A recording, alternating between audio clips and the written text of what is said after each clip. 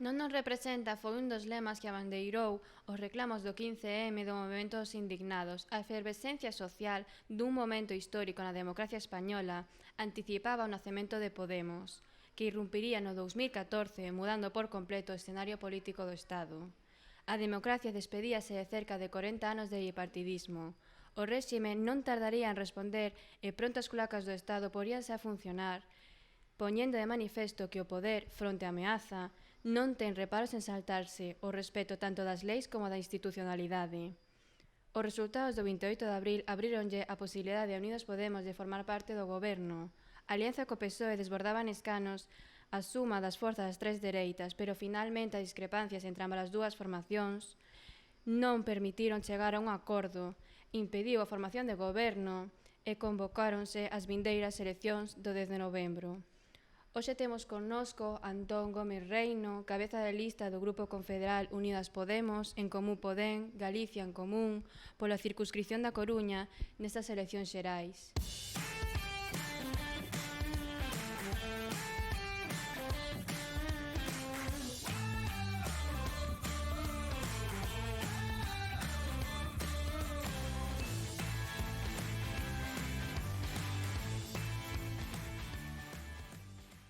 Grazas, Antón.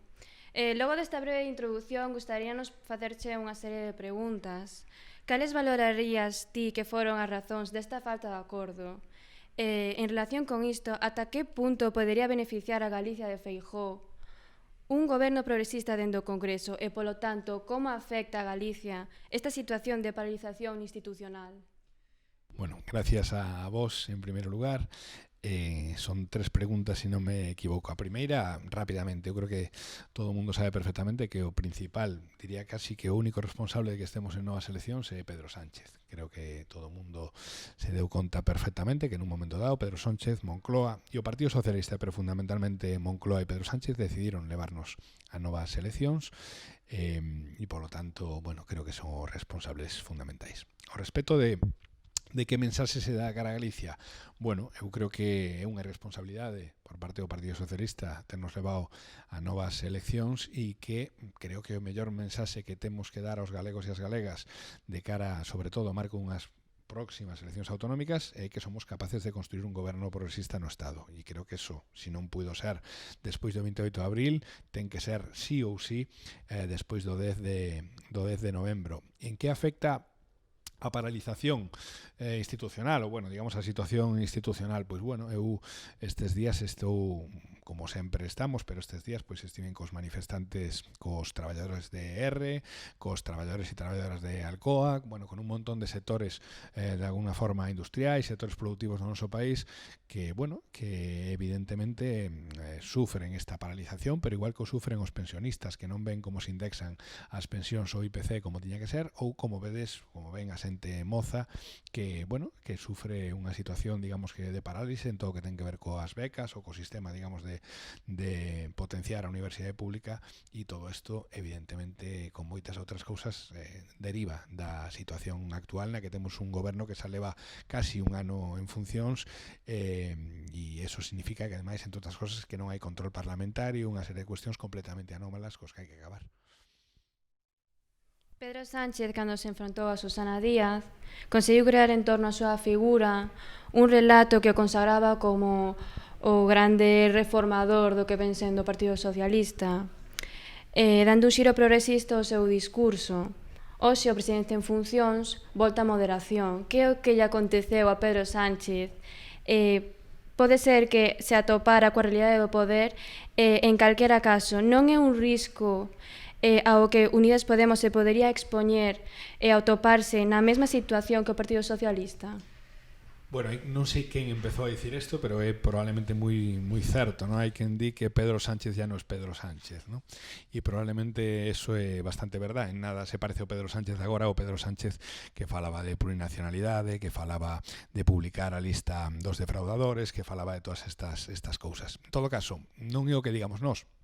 Creo que o que sucedeu é o que dixo o propio Pedro Sánchez bueno, nun programa de televisión a Jordi Évole en Salvados, e é que basicamente no Partido Socialista que manda é o IBEX 35, son os poderes económicos, e o que está sucedendo basicamente é que Pedro Sánchez, bueno, digamos que, bueno, se está acoplando, se está, digamos que está aterrando a súa posición política como presidente do goberno a esas, bueno, a esos poderes económicos. Ao respecto, se nos pode pasar ou nos, evidentemente, eu creo que as institucións son un ámbito, digamos que donde os lobbies de poder tratan de percutir sistemáticamente. En todo caso, eu creo que o que temos que poñer é medidas que eviten eso. E eu creo que, por exemplo, non pedir un só euro aos bancos, pois é un elemento que fai que, bueno, que nos manteña evidentemente nunha independencia económica que é fundamental para que os poderes económicos non podan presionarnos como si que fan evidentemente co resto de partidos políticos. Agora falando do novo partido político Máis País, recordamos que a Máis Madrid atopa algúns apoios no resto do Estado e por iso que consegue presentarse ás vindeiras eleccións do 10 de novembro. En Galicia, concretamente, presentarase polas provincias da Coruña e Pontevedra. Sinalan que como motivación fundamental a que teñen é a de combatir a abstención. Entón, nós queríamos saber de que maneira crees que isto pode funcionar e que proxecto crees que ofrece este novo partido político a Galicia?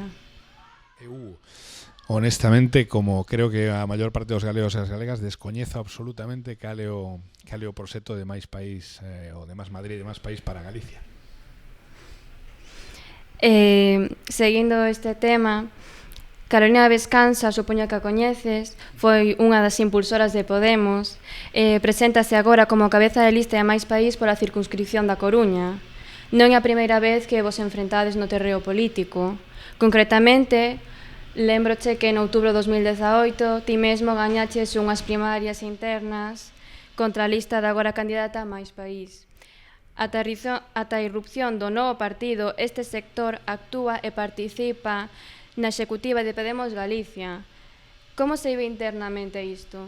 Bueno, con total normalidade. Eu creo que sí que é certo que a calquera se lle fai, bueno, singular, non? Que unha persoa que se presentara para a Secretaría Xeral para dirixir un partido, pois 8 meses despois ou uns 9 meses despois se presente por outro partido, pero bueno, eu creo que hai que vivilo con total normalidade política e polo demais, eu creo que, bueno, digamos que desde Podemos Galicia, pois evidentemente estamos traballando como fixemos na campaña do 28 de abril, nesta campaña para ter o mellor resultado no marco de Galicia en Común.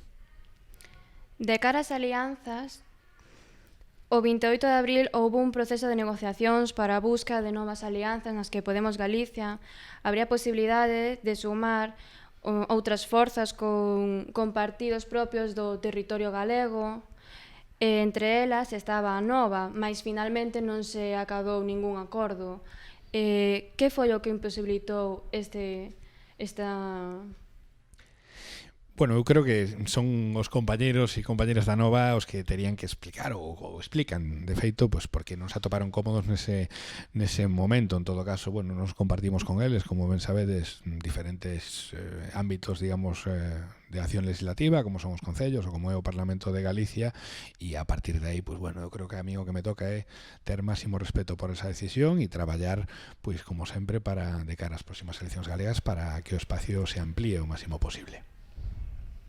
A Nova, 28 de setembro, a 2 días de que rematase o prazo para o rexistro de coalicións, fai un chamamento a toda a esquerda política e social para conformar unha candidatura unitaria. Pablo Iglesias, ao referirse á proposta do goberno de Pedro Sánchez, sempre comenta que unha proposta que dura 24 horas non é sincera. É unha proposta de 48 horas sincera e, de ser así, ata que punto ese chamamento interpelaba a Podemos e non, por exemplo, a Máis País? Bueno, a quen interpelaba ese chamamento é unha cuestión que corresponde tamén dicir aos compañeros de Anova, non a min. Eu son absolutamente respetuoso con ese chamado. Eu creo que, bueno, foi un chamado, digamos, de última hora, de último momento. É certo que foi unha pena que non fora un chamado que chegara antes, pero en todo caso, eu creo que, bueno, non cabe moito con estas cousas mirar o pasado, cabe mirar o futuro. Creo que o fundamental é que o espacio do cambio, que evidentemente no noso país o representa Galicia en Común, o desde Nova no teña un bo resultado, e a partir de aí empezar a traballar para as eleccións autonómicas e para algo que todos e todas creo que queremos, que é acabar con a era de Alberto Núñez Feijóo e do Partido Popular na Xunta de Galicia. En canto ao conflito catalán, No Parlamento de Galicia, a Nova é unha forza aliada de Podemos, compartía ese espazo con un partido independentista.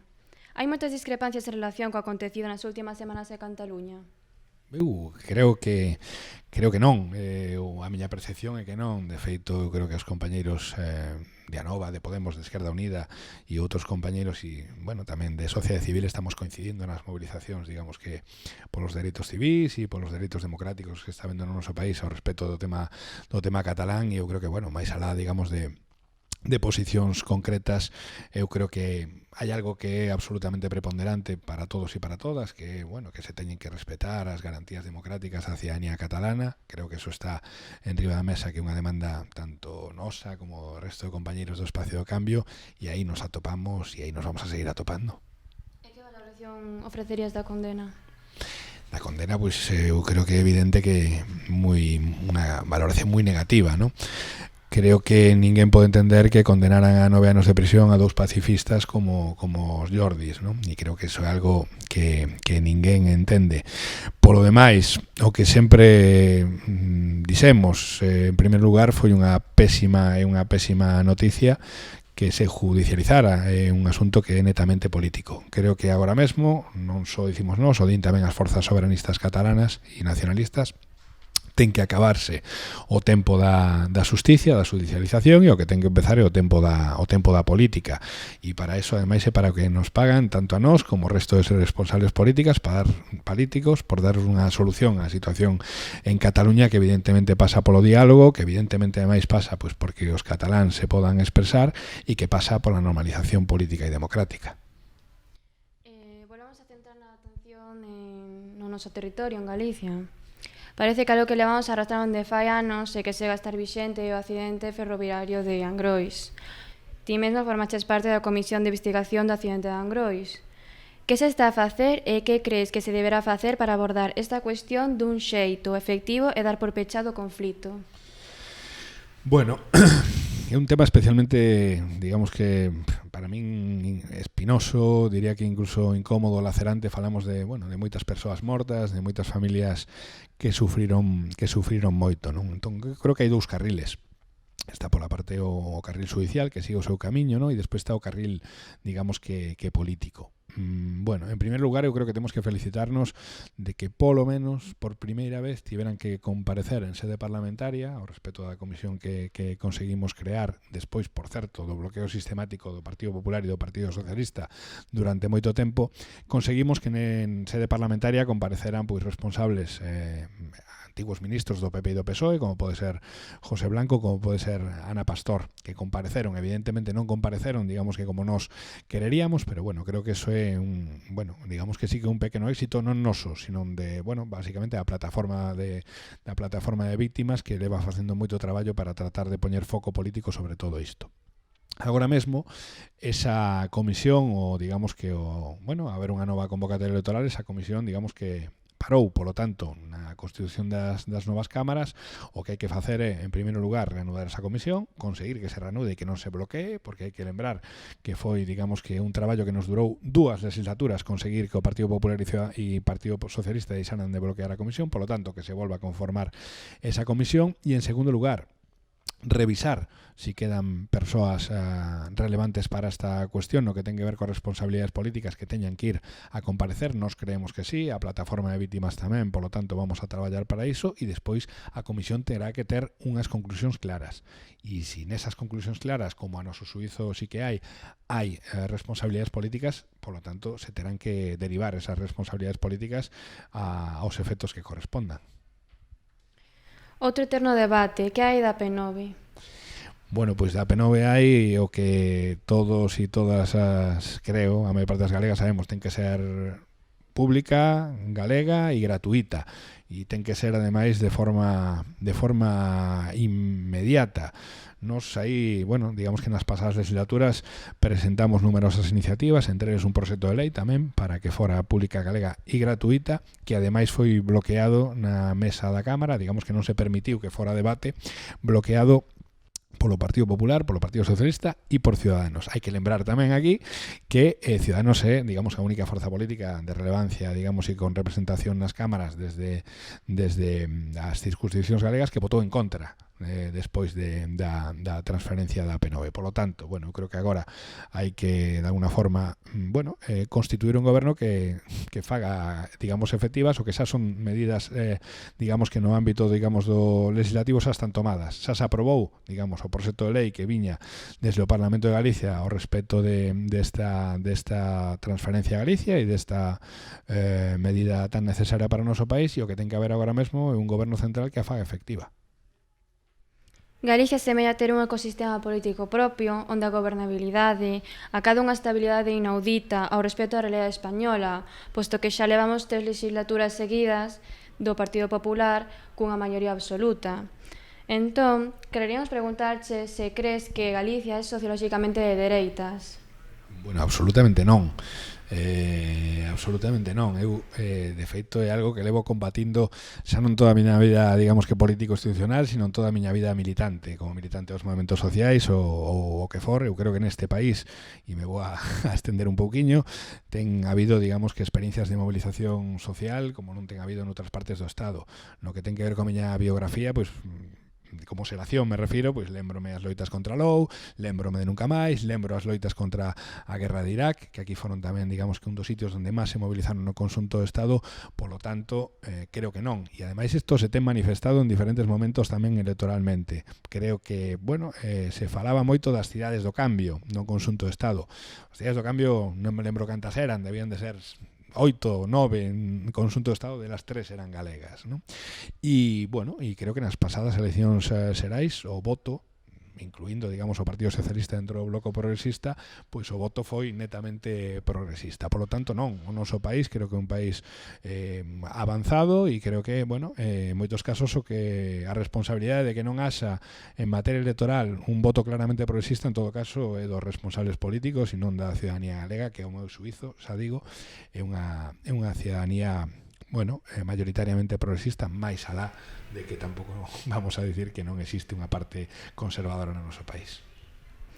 En relación con isto, nas últimas eleccións autonómicas, En Marea desprazou o PSDG como terceira forza política máis votada e o BNG veuse desprazada á cuarta posición. Hoxe, a recomposición do PSOE, as sinerxias estatais do PP e a desarticulación e reestruturación do espazo político que ocupou En Marea fan previsible que nas vindeiras eleccións de 2019, a nivel autonómico, o arco parlamentario sufra unha notable transformación. Pensa que Feijóo de novo revalidará o seu mandato? Bueno, en primeiro lugar, espero que non. En segundo lugar, antes falaba de responsabilidades, e teño que dicir que se así fora, sería porque o conxunto de forzas progresistas non somos capaces de darlle a ferramentas electorais que os galegos e os galegas demandan. Eu creo, xa digo, que hai unha maioría social progresista no noso país, e que a responsabilidade dos dirixentes políticos e dos responsables públicos progresistas é, darlle forma electoral a esa maioría. Eu creo que, de feito, que, nos, ti falabas antes dos resultados das anteriores eleccións autonómicas, nos temos o espacio de cambio ten que aspirar a liderar o cambio na Xunta de Galicia, e iso quere dicer que temos que aspirar, evidentemente, a liderar ese executivo e a presidencia do goberno da Xunta de Galicia a partir do ano 2020. E creo que, polo demais, sería a peor nova para este país que Feijóo continuara, e xa digo, sería unha responsabilidade histórica das nosas eleccións políticas nun contexto no que hai claramente posibilidade de un bloque progresista no noso país non darlle unha foto electoral clara e definida. Mudando un pouco de temática, quereríamos falar sobre as movilizacións. Algo bastante salientable é o acompañamento que os candidatos de Galicia en común facedes os protagonistas das grandes movilizacións nos últimos anos. Fóchedes na man de pensionistas, de traballadores de Alcoa, de Vulcano, Poligal.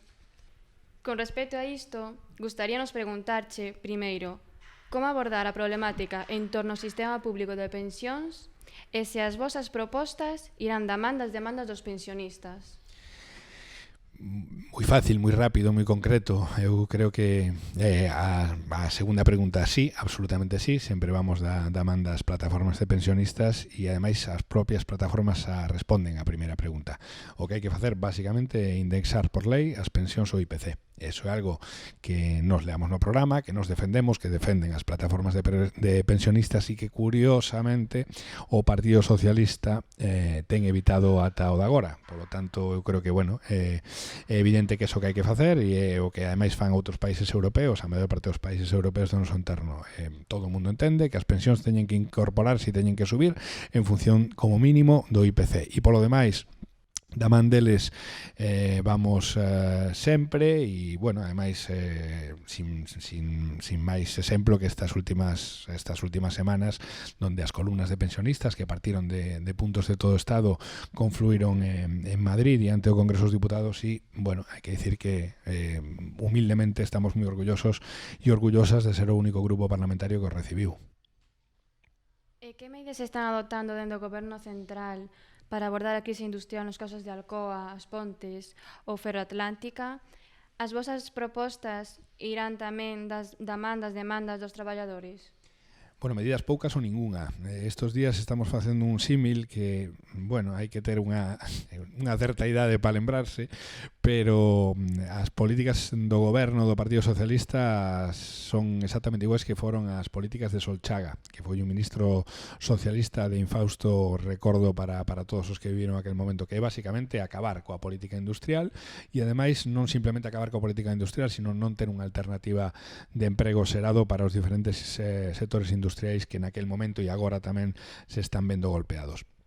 Eu creo que, bueno, hai diferentes empresas que no noso país se están vendo afectadas por diferentes casos de deslocalización e destrucción de emprego e eu creo que o fundamental é que, bueno, ten que haber un goberno no Estado que, bueno, entenda o sector industrial como un sector estratégico. E iso que implica? Pois implica, bueno, defender o noso sector industrial como fan outros países. Poño, por exemplo, bueno, dúas normas que creo que axudarían a solucionar esta cuestión.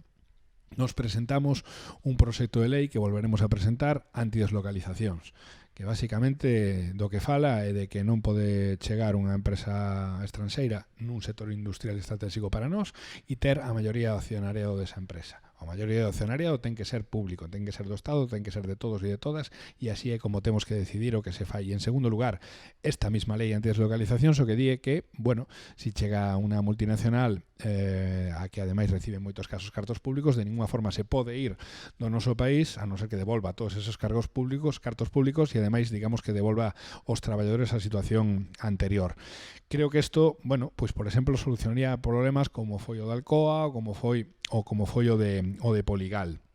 Tamén temos Isobat e outros. En segundo lugar, sobre estes sectores industriais estratégicos, bueno, a ninguén se lle escapa que tamén en moitos casos temos que facer unha transición do noso sector industrial, unha transición enerxética. Para iso nos presentamos unha lei de cambio climático moi ambiciosa que volveremos a presentar e que esperemos que sexa unha norma de goberno, que estemos no goberno para desenvolvela, que basicamente do que fala é, ademais de moitas outras cousas en materia ambiental, de que, bueno, en todos aqueles lugares onde hai que facer unha evolución do sector industrial no que ten que ver con adaptar ese sector industrial a unha produción, bueno, máis respetuosa co medio ambiente, non podemos destruir un posto de traballo sin crear outro. E iso é algo que creo que todo o mundo entendo e, polo tanto, creo que hai que conxugar unha aposta decidida polo noso sector industrial que é clave. Necesitamos un sector industrial e ademais temos unha industria, por exemplo, como Alcoa, que é altamente competitiva e temos, bueno, moitas outros no noso país con unha transición do modelo industrial, bueno, digamos que aborde o imprescindible camiño da transición ecolóxica e enerxética. Como sabe, a Xanela é un medio conformado por estudantes de grado ou doutorando e por isto gustaríanos incluir algunhas preguntas neste senso. Por unha banda, o sistema actual de becas non proporciona a cobertura necesaria aos estudantes procedentes das familias máis desfavorecidas e dificulta o seu acceso ao ensino superior.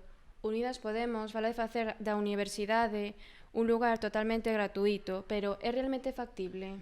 Absolutamente. Nos creemos que ten que haber, e lo levamos no programa, como sabedes, universidade pública gratuita, pero non só universidades, sino que tamén, ademais, a formación profesional e, ademais, os másteres. Eu creo que hai un exemplo que pode facer que calquera o entenda. Creo que todo o mundo sabe que Argentina pasa por un momento económico complicado. Pese a eso, ten unhas universidades, digamos que con posicións moi importantes no que ten que ver co arco formativo.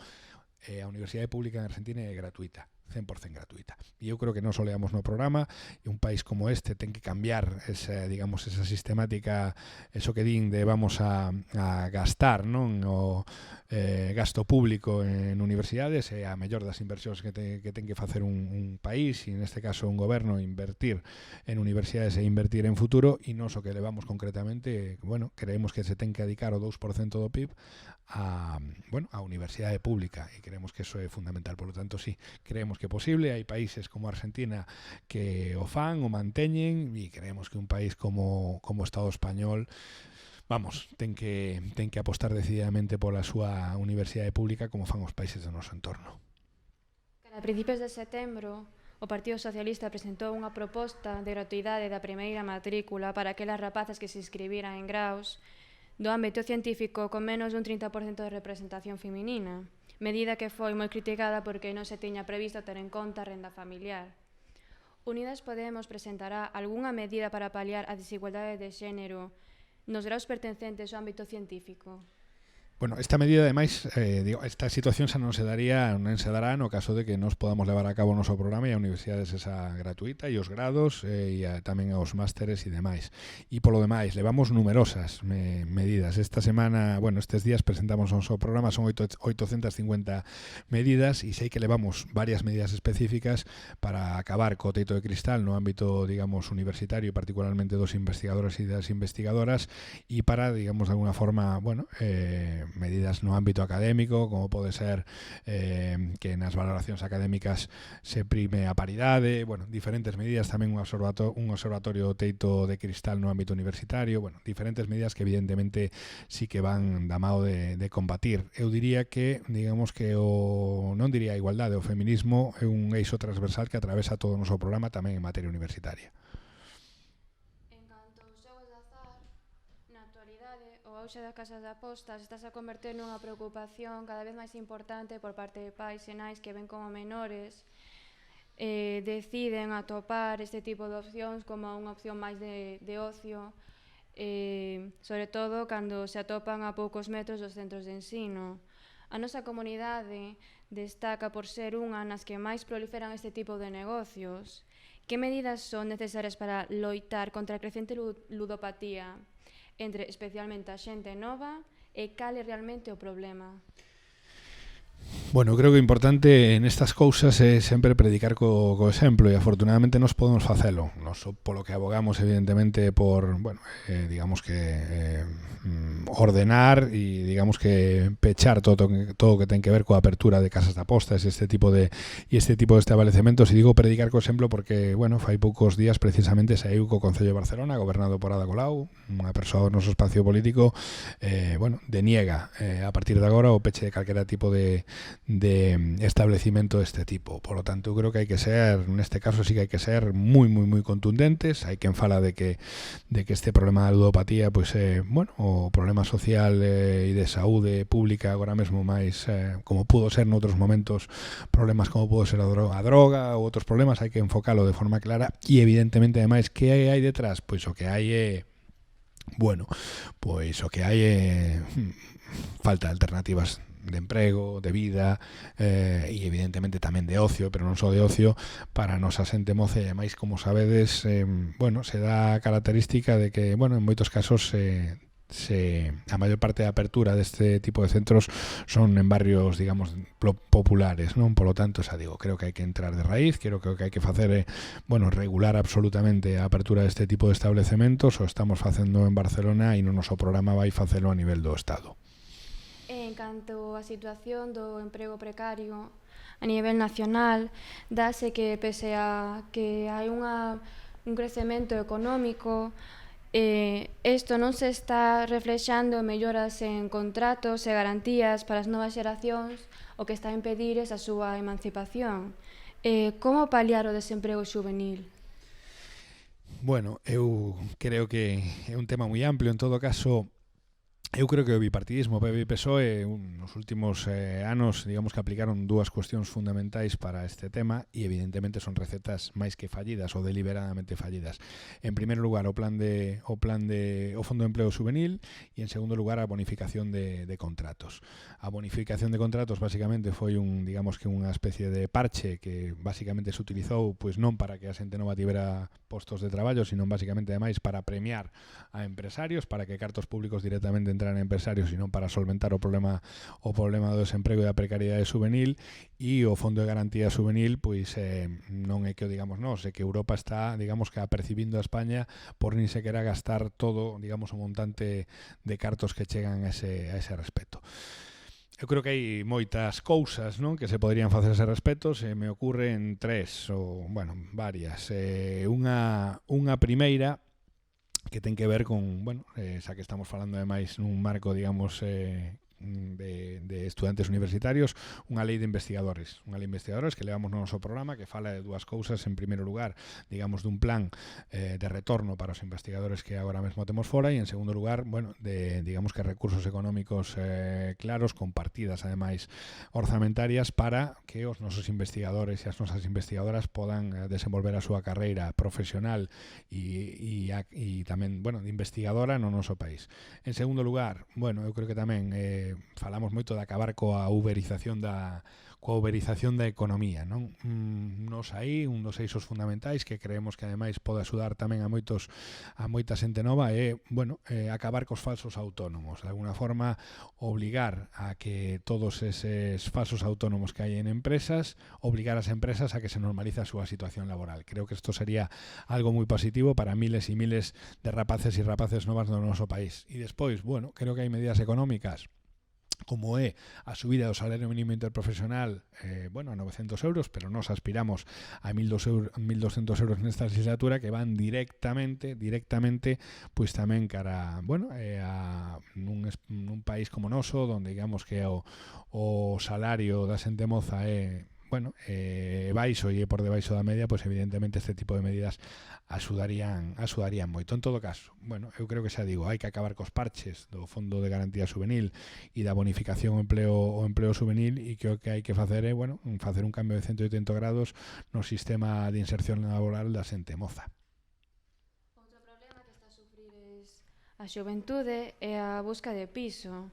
A bolsa de vivenda contraese polos pisos turísticos, entre esqueceza e prezos elevados, os estudantes estamos a marchar ás zonas máis periféricas. É algo moi denunciado por parte de diferentes sindicatos estudantís. Aínda así, non somos os únicos perxudicados, posto que é un problema que afecta a toda a sociedade. É ben coñecida a tendencia crecente dos últimos anos á xentrificación. Non é preciso referenciar a irrupción de plataformas como Airbnb, que xerou grandes oportunidades especulativas para parte do parque inmobiliario español. Que é o que hai que facer en política de vivenda e que aporta a formación morada para solucionar todos estes problemas?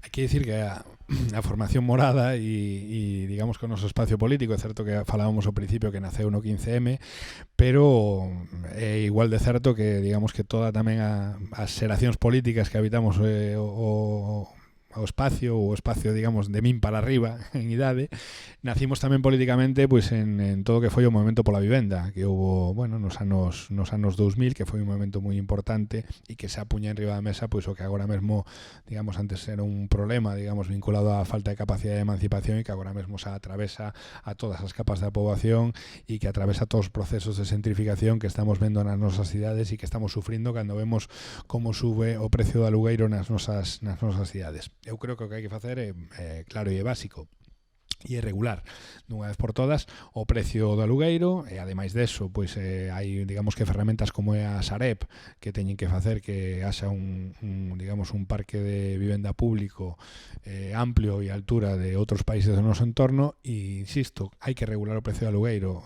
Creo que todos ou moitos e moitas vimos un vídeo no que Pedro Sánchez digamos que se lle interpelaba nun medio que ademais non é un medio especialmente progresista, nunha radio, lle interpelaban e lle decían, bueno, Unidos Podemos defende regular o precio do alugueiro, e el dicía que eso era algo, digamos, que cuasi dun partido comunista ou dun país comunista, e despois sabemos que todas as grandes capitais europeas están regulando xa Viena, Berlín, París, o precio do alugueiro. Por lo tanto, bueno, creemos que é evidente que se nós estamos no goberno, se vai a regular sí ou sí o precio de alugueiro. De feito, e xa a cabo, nos sitios, nos entornos municipais onde nos gobernamos, Barcelona, e en diferentes lugares intentou unha medida, tamén medidas de, digamos, de regular este precio. O que pasa que, pese a ser aprobadas, como foi o caso de Barcelona, pese a ser aprobadas en pleno no Concello de Barcelona, despois xa toparon que o Goberno do Estado impide esta regularización e esta, digamos que, norma que ten que racionalizar dunha vez por todas o precio do alugueiro e acabar coa centrificación nos nosos barrios e cidades. En relación con este tema, cabe destacar que ás veces os estudantes atopámonos entre a espada e a parede, xa que unha das opcións que se nos podería presentar como posible é a de empregar o transporte público, cada vez máis rápido, pero a vez cada vez máis caro.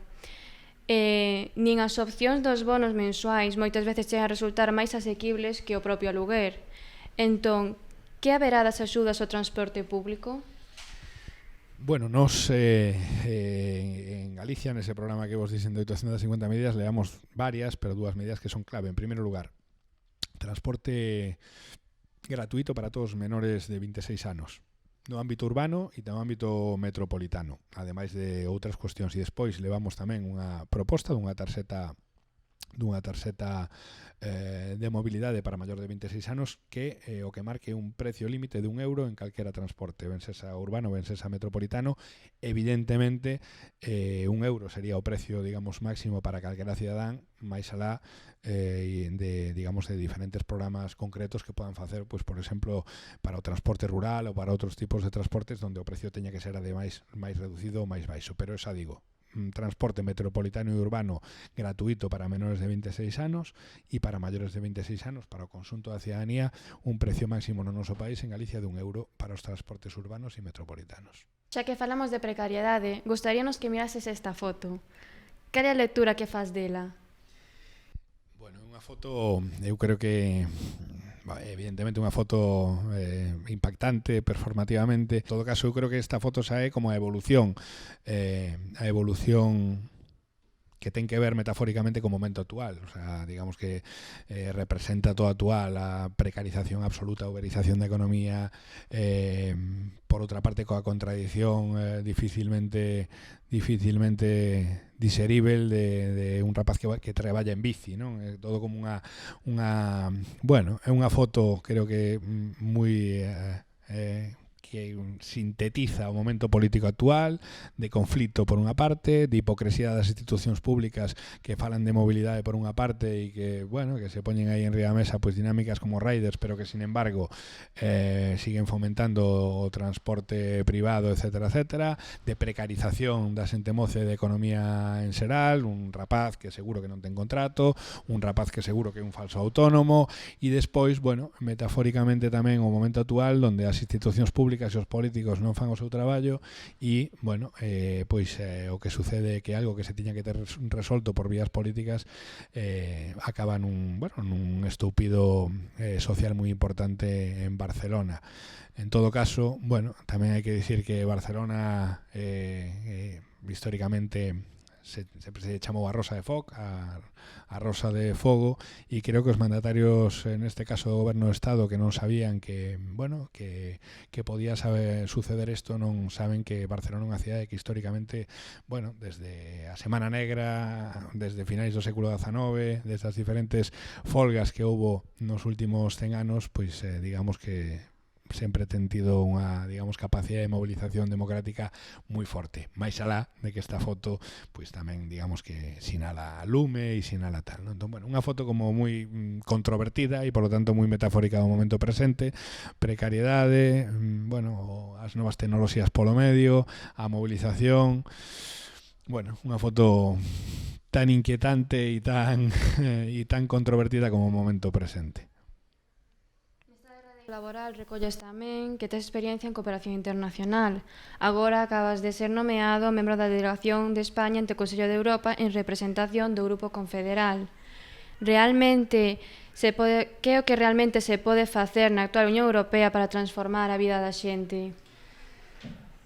Bueno, En primeiro lugar, o que hai que facer en primeiro lugar na Unión Europea é poñer o freno a moitas cousas, máis de transformar positivamente, o que seguro que hai que poñer o freno para todas as políticas de austeridade, para todas as, digamos que todas aquelas políticas que nos últimos, desde o estoupido da crise inmobiliaria, da crise financiera, pois que levan, digamos, que atenazando o estado de benestar no conxunto de Europa. O Consello de Europa é un órgano que vai máis alá da Unión Europea, é un órgano no que están representados 47 países, ¿no? E un órgano que fundamentalmente, bueno, o que fai é monitorizar e vigilar os sistemas democráticos que están nese Consello, no Consello de Europa, no que xa digo hai moitos países. Eu creo que, bueno, a Unión Europea a ninguén se lle escapa que hai que facer un xiro de 180 grados. Creo que todo o mundo é perfectamente consciente de que se houve moita poboación no Reino Unido que votou favorablemente o Brexit, porque a xente de Europa como algo moi lozano dende onde só chegan problemas, por lo tanto hai que cambiar, bueno, o funcionamento da propia Unión Europea. E no que ten que ver co Consello de Europa, pues bueno, é un lugar onde se monitoriza o funcionamento das democracias e nós, particularmente nos próximos meses, vamos levar, por exemplo, iniciativas ao respecto de temas como pode ser a memoria democrática ou o medio ambiente. Vamos a levar, por poñer todos os temas do país, o Pazo de Meirás, no que ten que ver con memoria democrática, Pozo de Meirás, a Casa Cornide, ou en medio ambiente vamos a levar a situación das nosas rías, casi diría do conxunto das rías, a ría do Burgo, a ría de Pontevedra, a ría de García, das diferentes rías que evidentemente están sufrindo enormes afectacións ambientais e hai que, nos parece importante poñer o foco europeo en todo eso. Pero sobre a pregunta que se pode facer na Unión Europea, non sei, se pode facer moitas cosas, o que está claro é que o que non fagamos, digamos que seguro que farán todas as forzas conservadoras e austericidas que queren facer da nosa vida e do noso continente, neste caso, un lugar peor. Para finalizar, imos con as cuestións de ámbito máis privado. Como levas a conciliación familiar? Mal. Levo a mal. Bueno, eu creo que sabes en varias entrevistas e é verdade, digamos que como espacio político sempre decíamos e seguimos mantendo pues, que había que cambiar a política, que había que feminizar a política, etcétera, e eu sempre digo que a política institucional é unha trituradora da vida persoal e que ademais está clarísimamente diseñada para varóns blancos, heteropatriarcais, de clase media alta, que basicamente digamos que delegan todo o que é a súa conciliación da súa vida familiar e persoal pues, en ámbitos profesionais, ¿no? en xente. Bueno, xa sabemos o tipo de persoas que contratan a xente que cría os seus fillos, etcétera. No meu caso non é así, pero evidentemente a conciliación familiar e persoal é moi complicada e creo que se non conseguimos cambiar por lo menos un pouco eso será un fracaso da nosa xeración política. Eu aspiro a que o cambiemos, en todo caso, cambiémolo ou non, como algo que sí que nos vamos a tomar en serio, que é o noso paso pola vida institucional, un paso limitado no tempo, non vamos a ser políticos profesionais, pois eu, digamos que espero que dentro de uns anos poda dedicarme mellor á conciliación familiar, no meu caso coa miña filla e coa xente a que quero. E algunha anécdota que teñas destas primeiras semanas no Congreso dos Deputados? Unha anécdota das primeiras semanas no Congreso dos Deputados. Que sei eu? Supoño que anécdotas hai moitas, pero a verdade é que non se me ocurre ninguna... En relación con unha política? Sí, bueno, é todo, para mí sigue sendo todo moi extraño. Sigue sendo todo moi extraño. É certo que antes falábamos da conciliación e hai unha parte, digamos, de perda da privacidade que é sempre incómoda, non? Pois isto, que a xente te recoñeza ou te poda recoñecer nos sitios e é sempre incómoda. Pero anécdotas seguro que hai moitas, pero máis que anécdotas, mira, vou dicir unha cousa, perdón, pero é negativa, pero un desagrado profundo nos últimos meses cando chegou a extrema dereita ao Congreso dos Deputados. Non é unha anécdota, pero é a cousa así como máis de sentimento que se me ven, e como fracaso histórico do noso país, a verdade que ver diputados e diputadas de extrema dereita que van contra as mulleres, contra a democracia, contra a xente moza, contra as minorías e contra todo, é algo bueno, que de alguna forma sí que me atraviesa e que me fai darme conta de que tenemos unha tarefa histórica que bueno, continuar mantendo a esas formas autoritarias de entender as relacións humanas e a sociedade fora das institucións e sin poder político. Non é unha anedota especialmente graciosa, supone. Se me ven en unha cabeza, pero é difícil. Se me ven, pois, por exemplo, unha tontería, pero darme conta que cando miraba os primeiros días a miña asenda do teléfono veía que todos eses ministros, presidentas do Congreso que fortemente teñen WhatsApp, os veían no meu WhatsApp, non sei, igual é a única anécdota. Agora xa me fui acostumando a como un timeline de WhatsApp ou de Telegram pon a xente que ministros, non sei cuánto, pero ata ese momento non estaba acostumado. Pois únicamente quedaría agradecerche que nos concedeses esa entrevista. Así que moitas grazas, Toni. Nada, moitas gracias a vos e moito ánimo. Eu tamén veño de moitos anos de militancia de facer medios comunitarios e medios alternativos e, bueno, nada, moita forza e moita sorte.